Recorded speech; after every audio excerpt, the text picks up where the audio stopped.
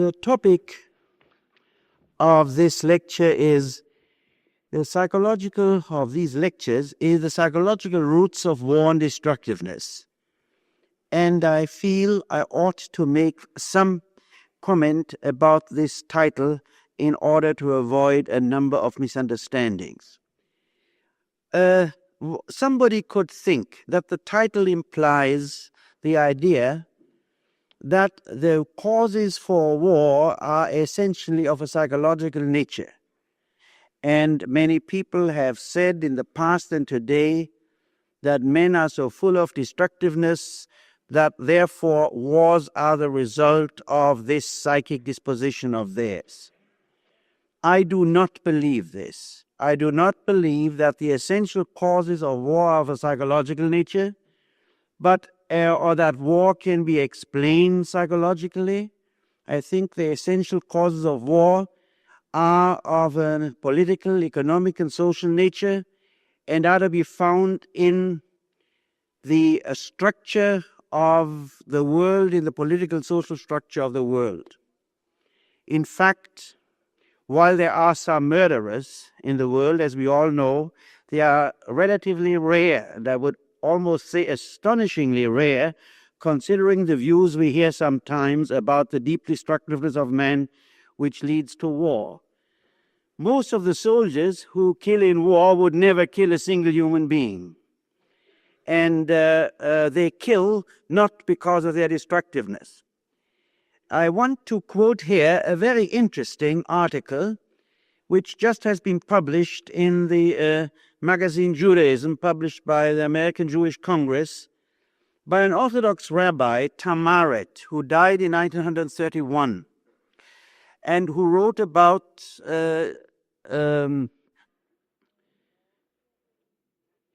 war and peace and nationalism. And he gives there a very interesting interpretation of a famous sentence by the prophet Isaiah, where he says that nation shall not raise its sword against nation. And Rabbi Tamaret says, indeed, only a nation can raise its swords against the nation.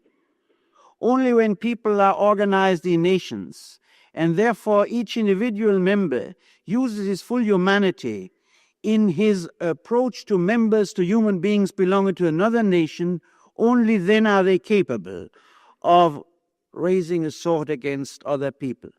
If they would act not as members of nations, not as people who recognize that the law of the nation is a supreme law, then if they would not act in that way, then indeed very few people would raise their sword or whatever it is against another human being.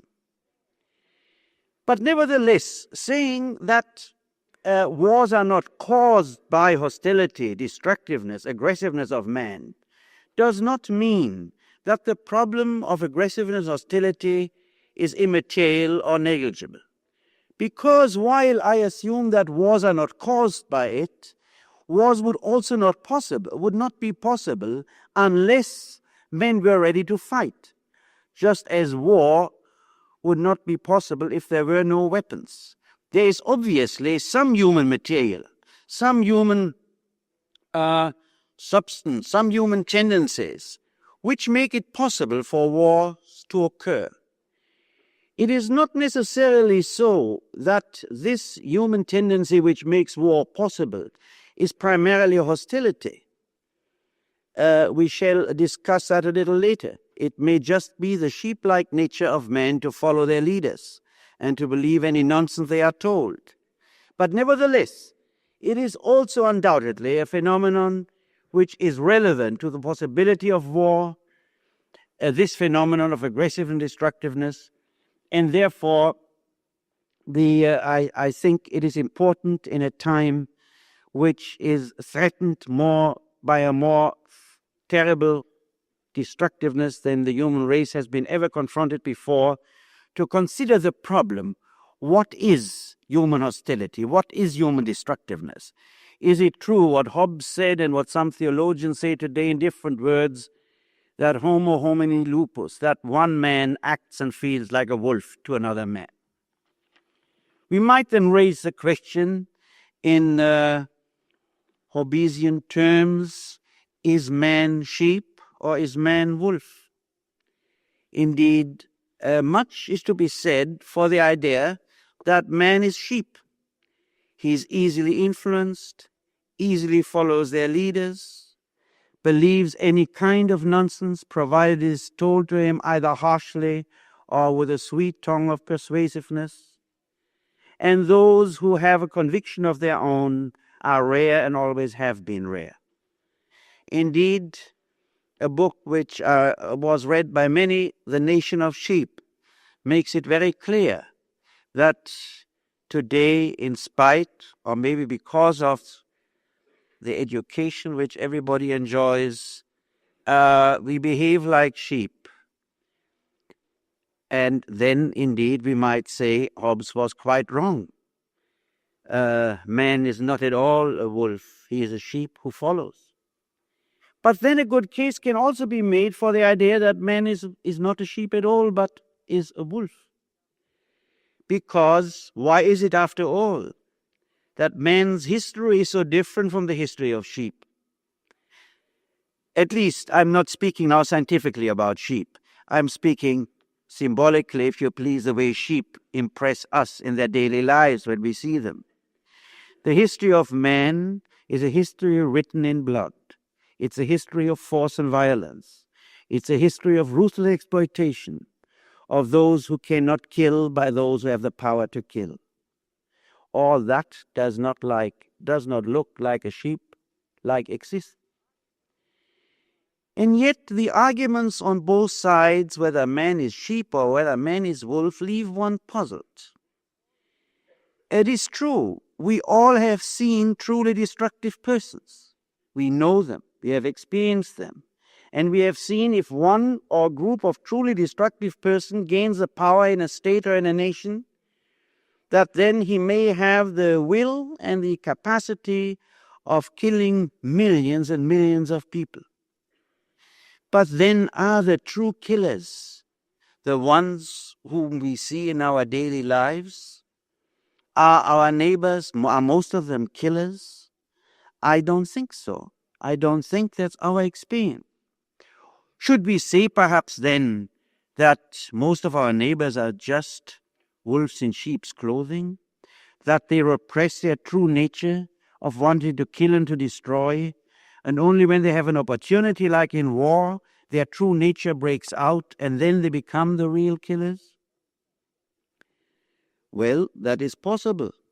And yet even that is not entirely convincing, because we find so many people who, while they would not sacrifice their lives in order not to kill, nevertheless are abhorred and repelled by acts of senseless killing and brutality. Of course, a psychoanalyst might say that just proves the point. They are abhorred because they like it. But with this kind of logic, one can prove almost anything. And unless one has very good evidence, indeed, I think this is an explanation which is not legitimate. Or should we assume then there are really two races, the wolves and the sheep among men, and that the sheep act like wolves simply because they are sheep, namely because they follow? And when the wolves are in power, and when the wolves shout loud, then the sheep follow and act as if they were wolves. That's possible too. But at any rate, it remains a puzzling question, and in fact it has been a puzzling question for several thousand years in the Western civilization.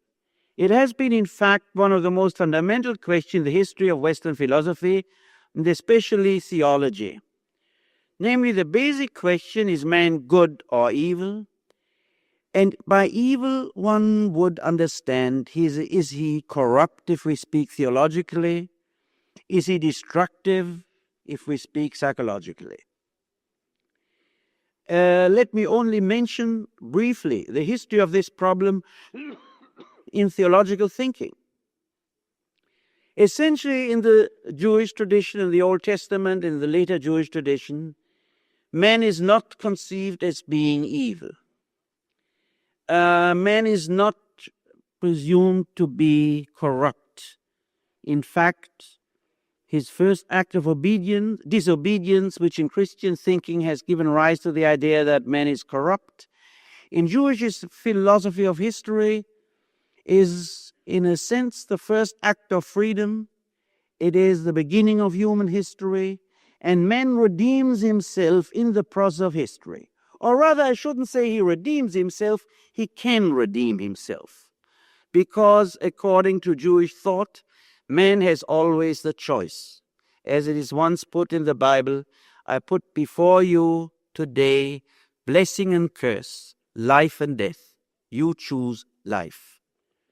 Man has both possibility, and in the historical process, he can give birth to himself or he can destroy himself. It remains his choice, although this choice is determined by many factors. And it is especially determined by one factor which we see so clearly in the history of the liberation from Egypt. There the Bible says that God hardened Pharaoh's heart. Well, obviously, it would be rather incongruent with any picture we find in the Bible of God that he maliciously hardened the heart of the man whom he wanted to liberate the Jews, the Hebrews. Obviously, what this sentence means is that God did not interfere with the natural process. And the natural process is that our heart hardens with every evil deed we do. And it hardens to a point of no return if we continue. And our heart softens, but that is an unpopular term these days among many people who otherwise think they are good Christians, or Jews for that matter, by any good thing we do, by any loving act we do. And we are indeed increasingly determined by the very acts we commit.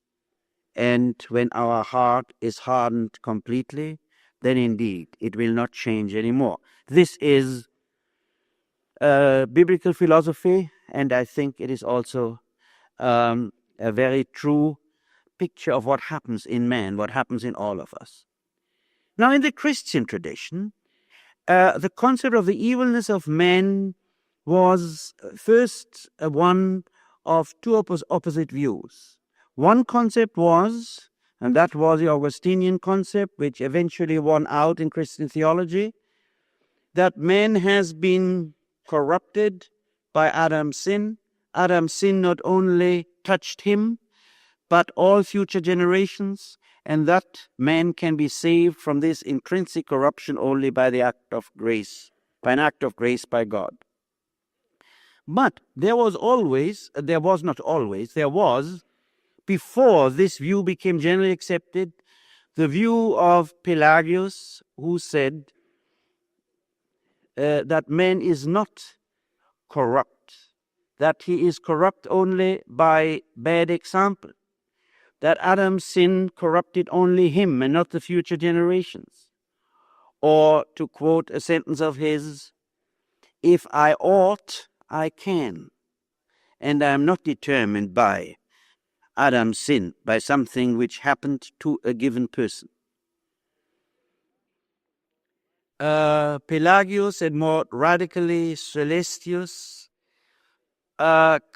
continued really the older Jewish tradition, but they were defeated in Catholic thought, which accepted the idea of original sin, which is one of the main differences really, or became one of the main differences between traditional Jewish and Catholic thinking. But the viewpoint of the prophets, the viewpoint of Pelagius, had a renaissance, and it had this renaissance in the Renaissance, that is to say, in Renaissance humanist thinking. From the 15th and 16th century on in Europe, there is a new vision of man. The vision of man as, first of all, a man of dignity, a man with a potentiality of goodness. And there is a new idea, namely that of history, which becomes like in the Old Testament, the dimension in which God reveals himself and in which man becomes fully human. From Renaissance thinking on until the 19th century, we find the idea that history is a dimension in which man gives birth to himself, and he can give birth to himself because he is not basically corrupt. Cassirer has pointed to the fact that the Renaissance humanists, of course, could not challenge directly and overtly the Augustinian dogma of the corruption of man, and could not openly be adherents of Pelagius. But he points out that they undermined the Augustinian theory, and in reality, or let us say virtually, they steered close to Pelagius thinking. But then when the church lost power in the, or relatively so, in the 17th century, the 18th and 19th century, then indeed it was one of the essential points of modern thought to overcome the thought of the inherent corruption of man and to claim that man can be God. Of course, nobody, well, maybe not nobody, but most people were not so dumb and naive to claim that man is God. This is something which the evidence shows us all the time is not true. But the problem is not whether man is God, whether man can be God. Whether man has a potentiality to develop himself to a point where he is God, which means where he loves life rather than destruction, where he prefers to construct, to build, to unite, rather than to destroy. But perhaps I could mention here one or two of the great thinkers of the Renaissance, which are very characteristic for this spirit I was talking about. For instance, Manetti wrote in a book, De Dignitate Excellentia Hominis, on the dignity and excellence of man. He wrote there that man is free, great, and dignified.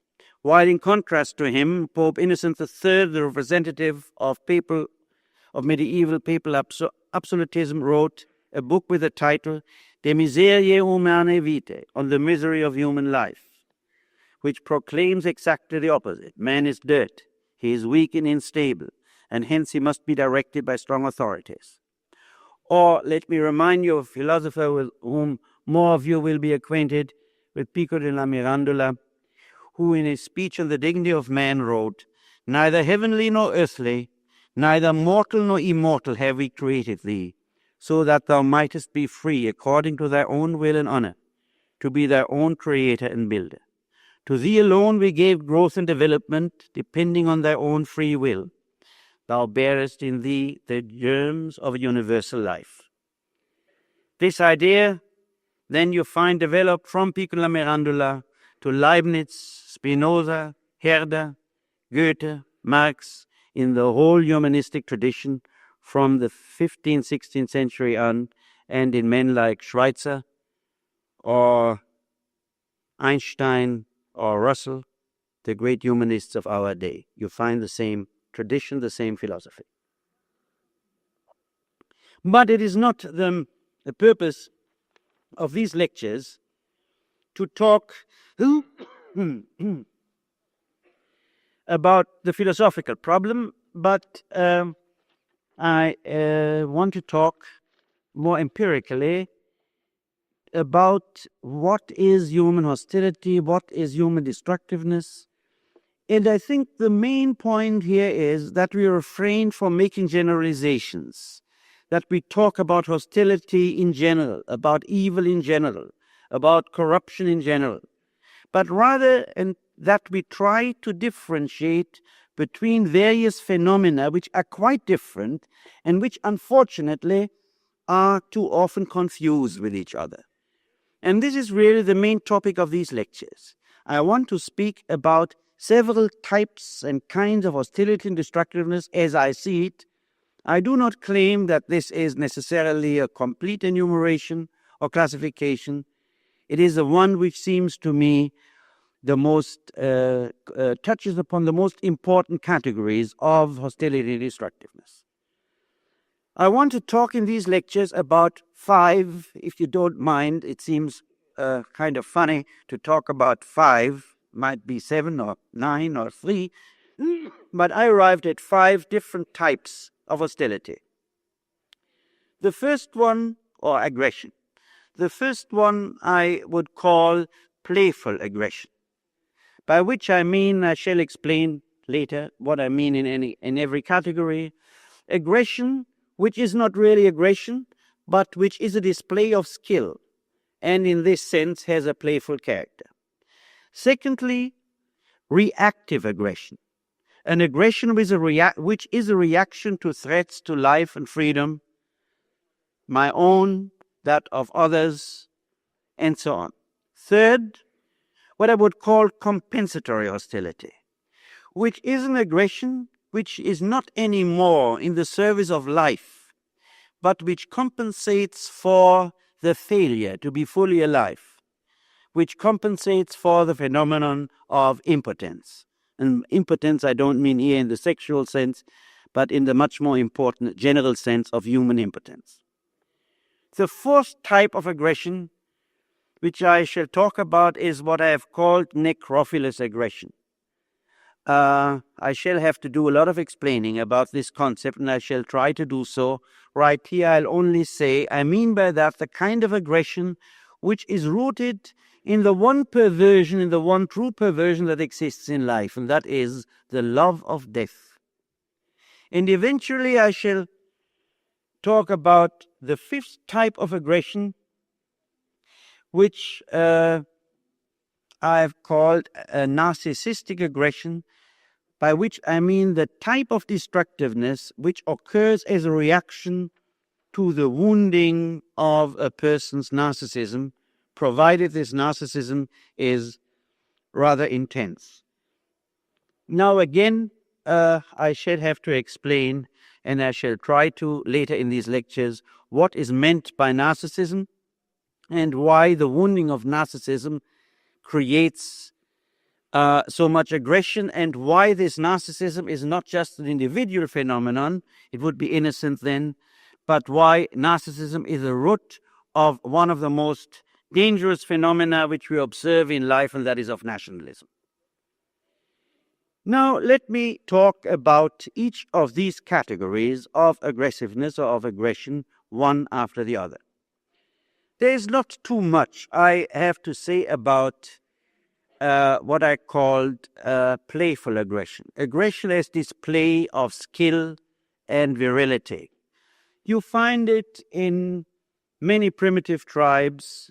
You find it in the not that primitive groups of students, especially in Germany, who try to hit each other, not out of hostility, but to have the mark of bravery in their face for the rest of their lives, but certainly not because they hate each other. You have it in a highly developed form, let us say in a phenomenon like the art of swordsmanship in Zen Buddhism. Their swordsmanship is one of the highest skills, just like the performance of the tea ceremony is one of the highest skills.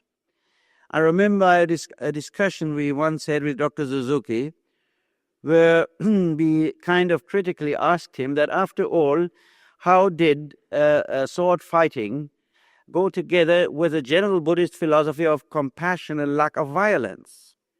And Dr. Suzuki said, well, really, there is no violence, no aggression in Zen Buddhist sword fighting. It just happens that the opponent who is killed was in the wrong place. In other words, the idea is that if both partners were equally skilled, nobody would ever be killed. It is not, according to the theory, a matter of wanting to kill anybody, but of displaying such skill that if the opponent is not skilled enough, by accident, he will be killed, but not by my intention. Well, of course, this is a very fine line, but then very few of us know what a master of anything feels, whether he is a master of the tea ceremony or master of swordsmanship or a master of living for that matter.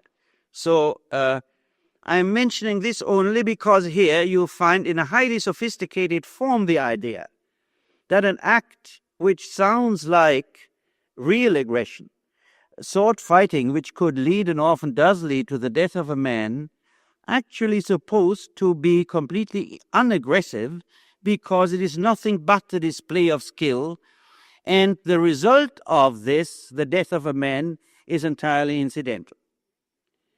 You find incidentally the same thing in children.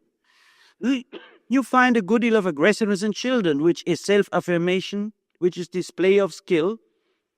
And naturally, you might find that for many people, especially if they have good coordination and many other physical qualities, display of skill in the sphere of fighting is perhaps one of the few areas in which they can display skill, and hence they are eager to do it there. Now, of course, this is actually this aggression, playful aggression, or aggression as gamesmanship, is to be found in many places, but it is not really a great social problem, has probably not too much to do with war, although I would say it is not entirely to be separated from the phenomenon of war either. When the mass psychosis seizes upon a nation, then indeed a nation may be as proud of its better swords or cannon or atom bombs as a little boy is about the big stick he has found, except this has indeed nothing to do with the mastery with which the Zen swordsman, which the Zen master in swordsmanship displays his instrument. The second type of aggression, the one which I called reactive aggression, is one which is much more frequent and perhaps one of the most significant causes of war, or conditions of war, I should rather say, inasmuch as human motivation is concerned.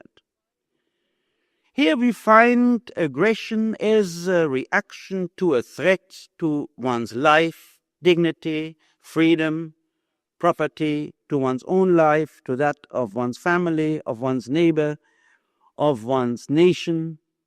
Only very few people feel that aggression when the life of the human race is at stake. It seems then people are more peaceful than they are when their own life is at stake.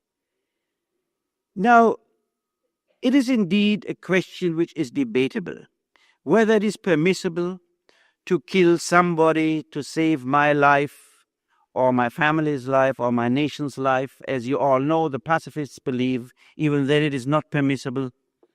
Even then, killing is an act which cannot be tolerated. There may be others who say it is permissible perhaps, but it remains evil. But at any rate, whatever one's view is on the merits of killing in order to save life, there can be no doubt that aggression, which is a reaction to attack, and the aim of which is saving life, is something in the service of life and not in the service of death. That it is different from those acts of aggression which I shall speak now. However, before I come to the other types of aggression, I must mention one thing which is rather self-evident, and that is that wars are usually fought because people are made to believe that they are defending their lives or their freedom or their dignity or their property or the lives of their families and their fellow men. In the last 100 years, there was, I don't think, any war except wars against very, very small nations like Ethiopia, where it wasn't necessary to find a rationalization or a good motive. There were very few wars which were not conducted on both sides with the reasoning that this war was in defense of freedom. The First World War, which was a war of the most senseless killing of people, was presented to all nations as a war to save freedom and to save peace.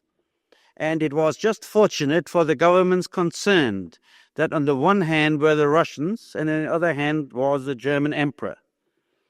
Because of that, the Germans could believe they were fighting for freedom because they were fighting the Tsar, and the French could believe that they were fighting for freedom because they were fighting the Kaiser. It is a matter of which is difficult to decide who was better, who was worse, but as the Treaty of Versailles showed, neither one was fighting for freedom, but was fighting to gain certain territories which they had promised each other before or when the war had started. The fact that most governments feel obliged to tell their people that they are fighting for their freedom shows obviously that you just don't get people to kill and to go into war unless this motivation is made plausible to them, unless they are instilled with a feeling that they are attacked. In other words, it is important to see that while indeed a person can be aroused to fight and to kill in order to save his life or the life of others, as far as war is concerned, the threat is usually manufactured. But since governments cooperate in this manufactured threat, the manufactured threat becomes a real threat. Because once the war starts, or once it is about to begin, then indeed the lives of both sides are threatened.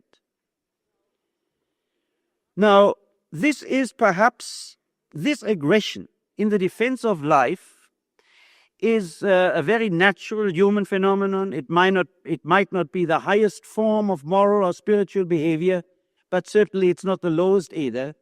But it is also the most dangerous thing because governments indeed have the possibility of presenting the situation in such a way that this relatively innocent form of hostility is aroused and then becomes one of the least innocent and most dangerous sources for the possibility of war. Now let me speak about the next form of aggression, which leads us into that form of hostility which is not in the service of life anymore, which is rather, I would say, a symptom of the failure of life.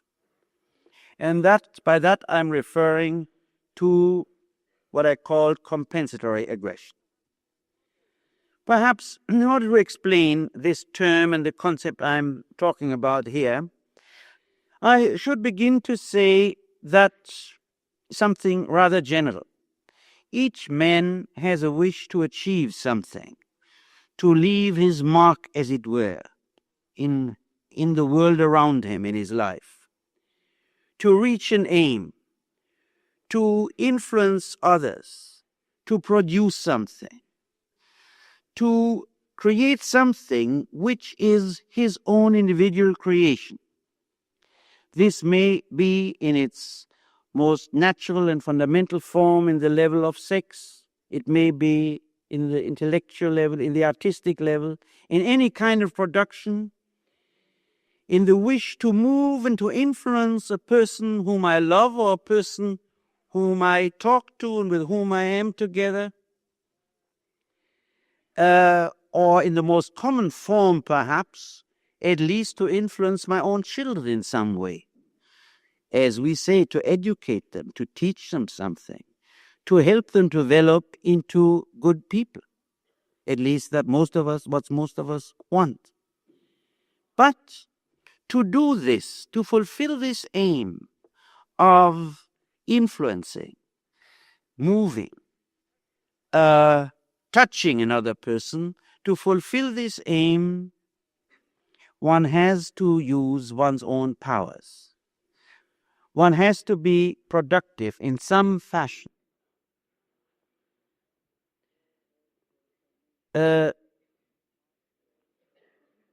If I may quote a sentence of Marx here, if you want to be interesting, you must be interested.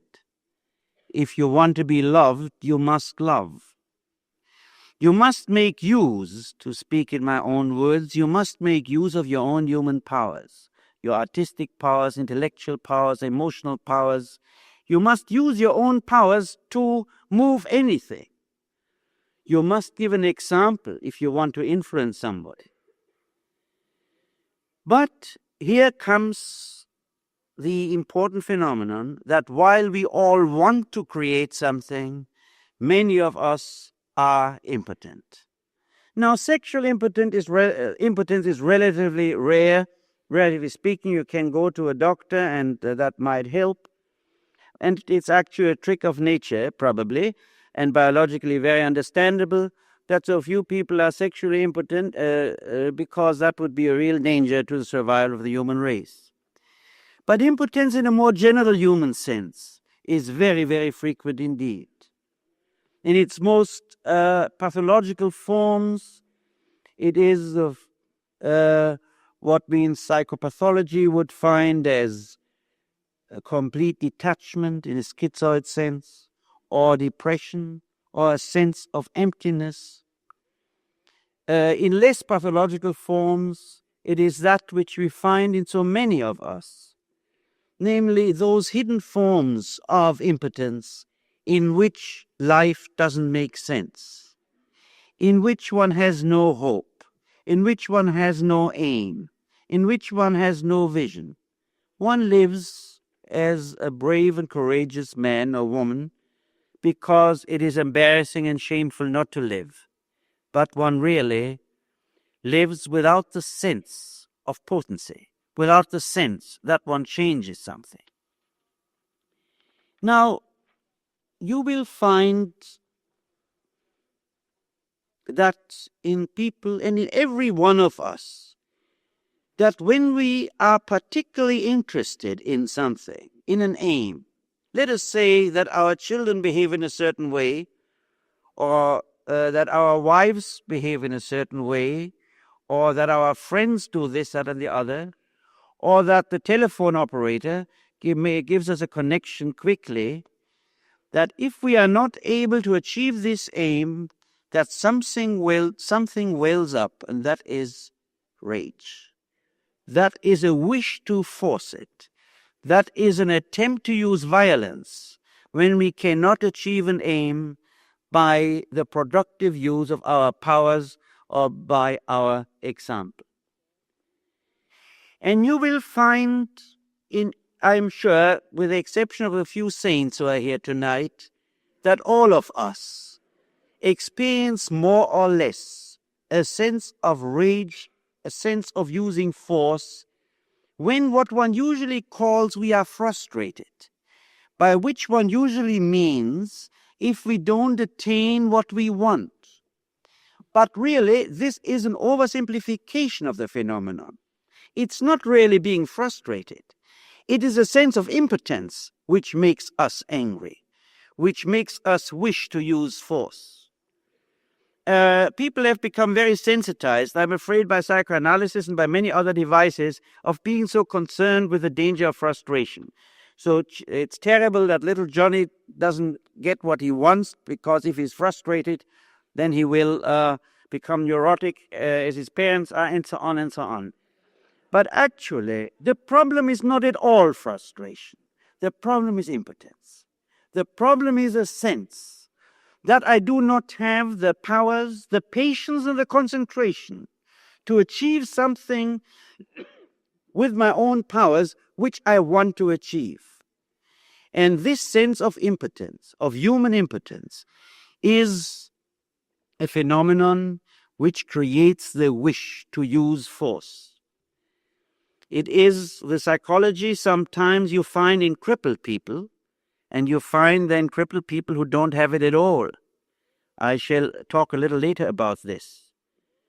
And it's not always the impulse to use force. Force has many aspects. It's not necessarily physical force. It's political force. It's economic force. It is the force of persuasion. It is everything by which, instead of being interesting and stimulating in one form or another, you use force in order to make somebody do what you want. Actually, I would say that the lust for force, for using force, as a reaction to the sense of impotence, is perhaps the most widespread source of human aggressiveness. It is one which everybody can observe in himself, everybody can see in others. It is almost as if force were the universal coin of impotence. That the impotent person who cannot make use of his proper forces productively is prone to do the one thing, to use the one thing which requires nothing but to have a pistol, to have a rifle, to have power, to have money. If you have that, you can be as weak and as dumb as anybody on the earth, and yet you have something which is as powerful in its result as the tremendous achievement of changing something by human productivity, by human example, by human love, skill, reason. Of course, most people don't have the guns and they don't have the power. So they become tyrants toward those who still have less power than they. They are mostly children, and in some cultures, their wives, and in some cultures, the husbands. But I think if you study and examine the problem of the passion for force, and if I may quote Simone Weil here, that is the capacity of transforming a living being into a corpse. That's what force is. If you examine this phenomenon as a general human phenomenon, then indeed you will find that it is the symptom of human impotence, that violence, you might say, is a counterfeit of creation, that it is rooted in a mood of despair, which makes a person incapable of standing any longer the awareness of incapacity to produce, to change, to create in any form which is rooted in himself and in his own productiveness. I might mention something here in addition to what I just said, and that is that for all of us, it seems to be very difficult to accept the position of the pure creature, that is to say, of a thing which has been created or born without his will and without being asked, and usually even dies without being asked, and most of the time even against his will. We want to transcend life, to transcend rather not life, but the situation of, let us say, the creature which feels like dice thrown out of a cup. And we can transcend this situation in two ways.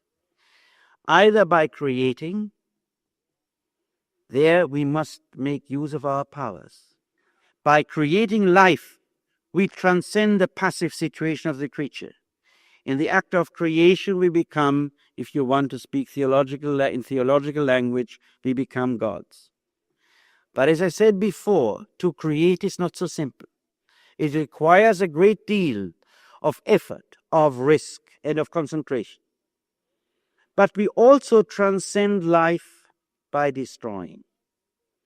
To create life is a miracle, but to destroy life is a miracle too. Only it is a miracle which is very simple to perform. We transcend the role of creatures if we destroy life, because we become the masters of life by destroying. We are not subject to its laws anymore, just as we become the masters of life by creating. And I would say, in a wider sense, this aggressiveness and hostility, which are called compensatory hostility, is an attempt of man to master life when he feels incapable or impotent to create life. Incidentally, I should like to mention here that, or to make a footnote, I said in order to create life, or in order to create anything, we must make an effort, and we must be able to concentrate. I think that in our times, people tend to forget the importance of concentrating. It's a usual thing that somebody, as you all know, reads the paper and talks to his wife and listens to the radio and gives some good advice to his children, and is at the same time thinking what he will do in business today. But that is not the only example. Almost everything is done with half concentration. People listen without listening. People talk without talking. That's why they misunderstand each other so often, and why conversation leaves people so disappointed, because nobody has been concentrated in listening and in talking. Now, it is a fact which everyone who observes these things will confirm, that you do not achieve anything without concentration. Nature has given us a lesson in this respect, because one, perhaps the most natural creation in the realm of nature, namely sexual relations between man and a woman, are not possible without concentration, without a certain amount of concentration at least. If people were as unconcentrated in their sexual affairs as they are in their life in general, I'm afraid the overpopulation problem would disappear. There we can learn from nature that actually even what is the most fundamental natural reaction, that of sexual potency, would not occur without concentration. But what holds true for that holds true for everything else, except the lesson isn't as clear. And and since everybody is equally not concentrated, everybody believes he is very concentrated, because we usually believe that if we are a good average, everything is fine. That's like in H.G. Wells' story of the Land of the Blind. If everybody is blind, he is healthy, and the person who sees is sick, and the doctors can describe the sickness very accurately. These peculiar protrusions in his face, which make claims which are obviously not only the result of a physical derangement, but also of a mental derangement, because he sees. I think it is very worthwhile to study objectively and in oneself this phenomenon of compensatory hostility, to watch oneself whenever this wave of rage, this tendency to force or using force and violence come up, and then to ask oneself, and the answer is then not so difficult, what is the experience of impotence I have at that very moment? I think that holds true for individuals, and it holds true for nations, for groups of people. And I believe that the question of combating aggressiveness and hostility, to its largest extent, needs to be discussed in terms of the question, how can human impotence be transformed into a sense of human potency? That indeed is or should be the aim of all education, of all learning, of all religion. But in fact, most of us are concerned in our society with problems of economic productivity rather than with that of human productivity, although we talk a great deal about these things and call it our tradition which we are to defend and so on. But actually the phenomenon of hostility in everyday life and in national life, I think, is to a large extent rooted in this very point of the phenomenon of impotence. Now, this type of impotence, this type of hostility, which I have talking about right now, the compensatory hostility, is still, as I said, not in the service of destruction. It is, in a sense, still a compensation for the failure of living. It expresses a disappointment with living, a frantic attempt to achieve that which one expects from life, namely as a human being, namely to create something, to make a dent on somebody, to move somebody. Next time and in the third lecture, I shall talk about two types of hostility which are not anymore in the service of life, namely what I have called necrophilic aggression which is born out of love for death and destruction and decay, and narcissistic aggression. These concepts will be a little bit more difficult, and I think next time I can use the lecture pretty much to talk about necrophilic aggression, and in the third lecture I shall deal with the type which I called narcissistic aggression. I'll stop here and we'll have an intermission of 10 minutes. I assume if things are as they used to be, that you have cards and can write questions, that we will resume our discussion in about 10 minutes and then have about 20 minutes time for answering questions, provided there are enough questions. Thank you.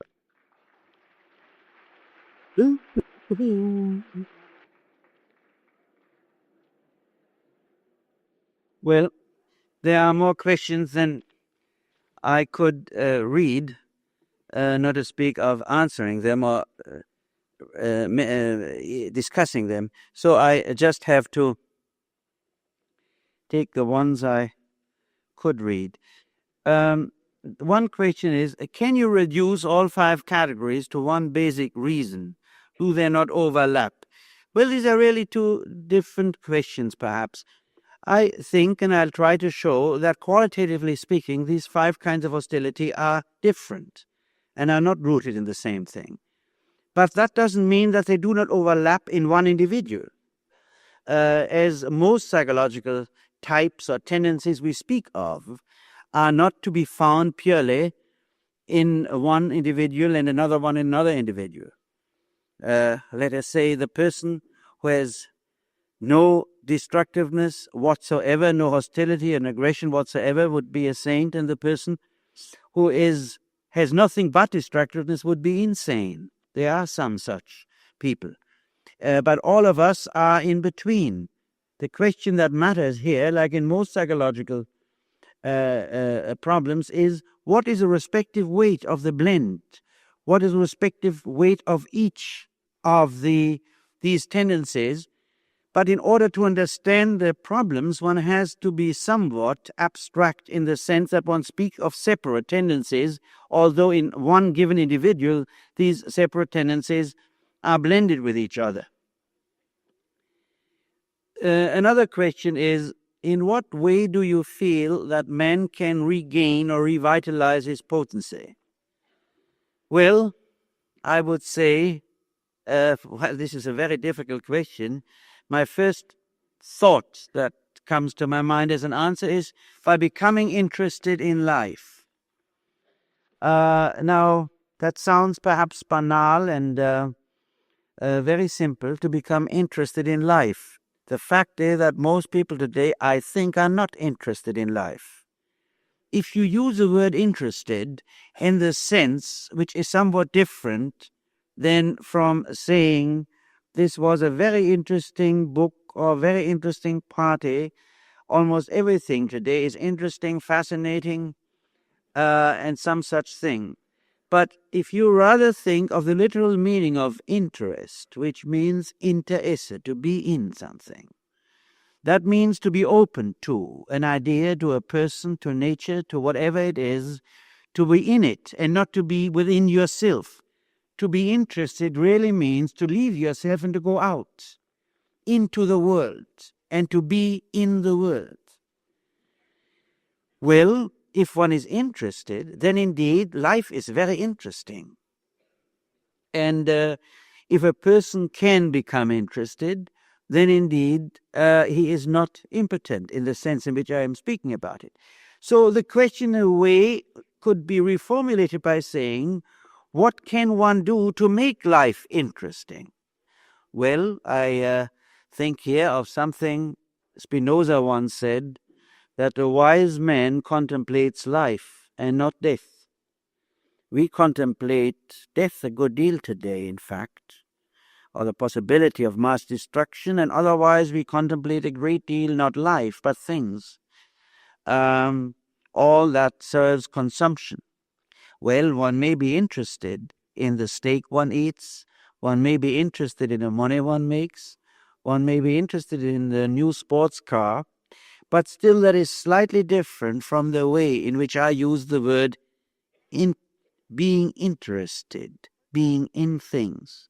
Now, a culture should serve the stimulation of interest. That's what education is for. That's what we in fact claim.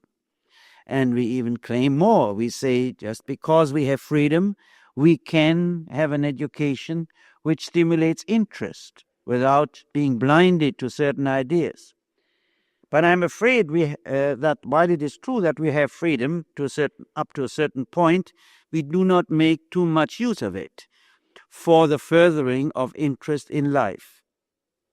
Well, I could go on from here, but this would require another lecture, and I don't want to be endangered by this temptation.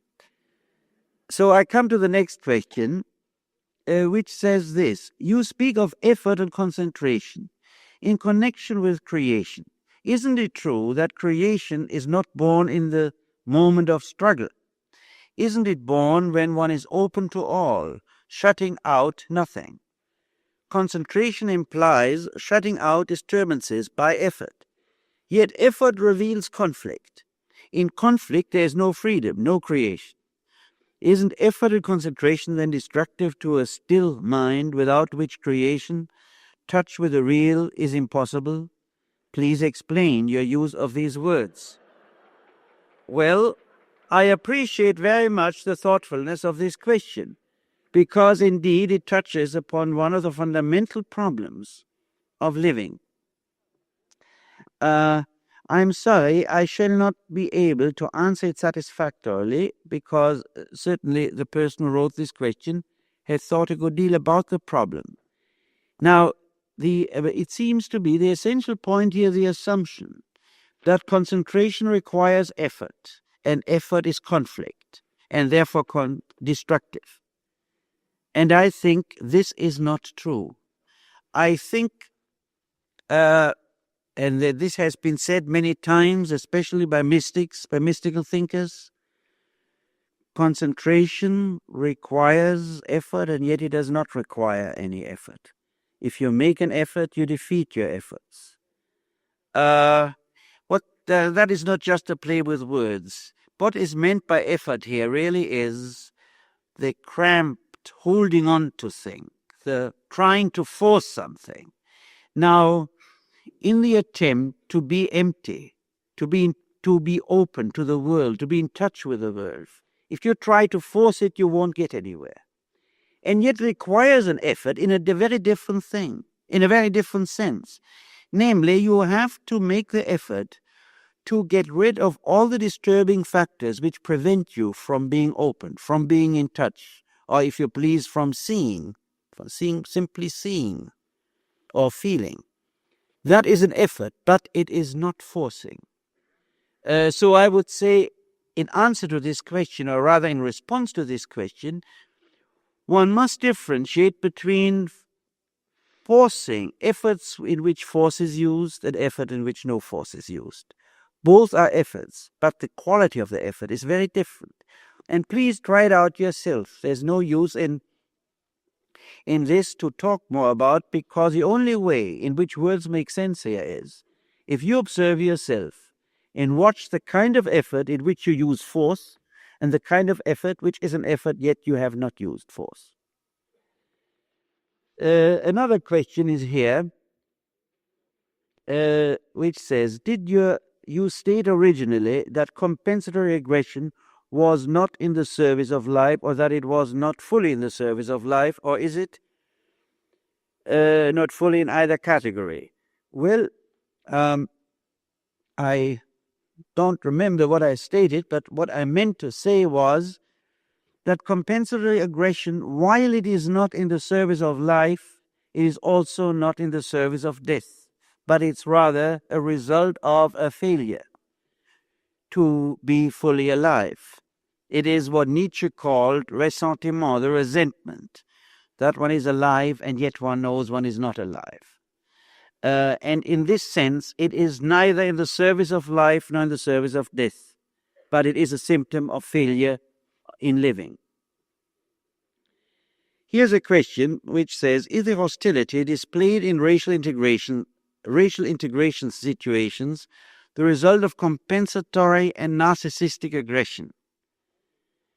Well, I gather the hostility to refer to is meant to be the hostility in the person who fight integration rather than those who promote integration, because it is a remarkable thing, and perhaps one of the most remarkable spiritual phenomena in our world, that the efforts to promote integration in the United States have been efforts without aggression hostility.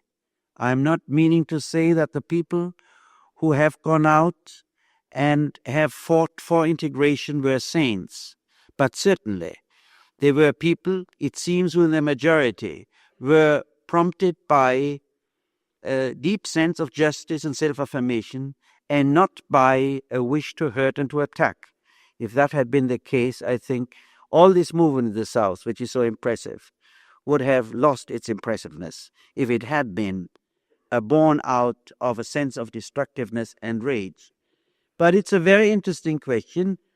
What is the root of that hostility of the people who fight with such fanaticism against integration? Is it, as the writer of this question says, the result of compensatory or of narcissistic aggression?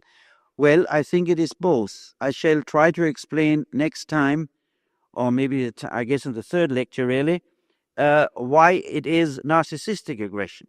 But it's certainly also compensatory, because actually you will find that hostility and destructiveness, the South is a good example, in this whole racial matter, is to be found in those who are most impotent. That is to say, whose life is poor in every sense, materially, culturally, spiritually, and for whom the only assertion of life is the assertion of superiority over other human beings, and that they feel the loss of this superiority as a threat to the one thing which makes them feel that they are men, or even human beings. That's paradoxically about it, that one affirms oneself to be a human being by actions which are in contrast to one's own humanity. Here is a question which says, many things in life are impossible to achieve, even if not impotent. Isn't this frustration? Isn't it a matter of semantics? Well, I don't think it's a matter of semantics, because what matters is really not, or let me say, of course, it's perfectly true, many things in life are impossible to achieve. This is our human destiny, that in fact most things we would want to achieve, we cannot achieve, both about our own lives, about the world around us. But what matters is really not here, and I can only say the same thing I said in the lecture about frustration, that we want something and it doesn't happen. This is not so bad. The problem is really, and that is what creates aggression, our own sense of our impotence, our emptiness, of our passivity, or whatever word you want to use. And we become hostile not because we don't achieve something. In children can become very furious if they want something and don't get it. Now, many adults, of course, act like that. But they act like that not because they don't get it, they don't achieve it, but because they sense they don't know how to achieve anything. Here is a question which says, some psychologists seem to endorse as healthy a sort of spontaneous aggression which does not seem to be included in your 5 categories. Yes, I guess that's true. Well, of course, there is an older category which is still used a good deal, which says it is a healthy thing that people act out their aggression. Well, from that standpoint, really, the most disagreeable people in the world ought to be the healthiest ones, because they act it out all the time. This is sometimes said in more technical terms and scientific terms.